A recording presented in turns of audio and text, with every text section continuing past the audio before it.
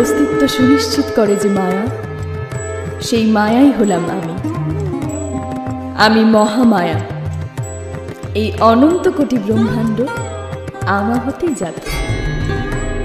আমারই ইচ্ছায় ত্রিজগতে শোনা যায় প্রাণীর স্পন্দন। আবার অন্তিমকালে সেই সব কিছু আমাতেই বিলীন হয়ে যায়। এই জীবজগতের দৃশ্য অদৃশ্য, বৌদ্ধ অবৌদ্ধ সবই আমি। যেখানে আমায় কল্পনা করা হয় সেখানেই আমি প্রকাশিত হই। যেখানে আমার কল্পনা করা হয় না সেখানেই আমি প্রকাশিত হই। আমি পর্বত প্রমাণ বিশাল, আবার আমি কীটের ন্যায় ক্ষুদ্রাতি ক্ষুদ্র। আমি মহাশক্তি, সৃষ্টির মূল আধার।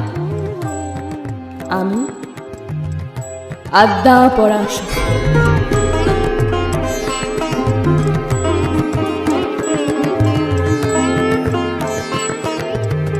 আজ আমারই ইচ্ছায় আমি এক থেকে বহুরূপ পরিগ্রহণ করেছি।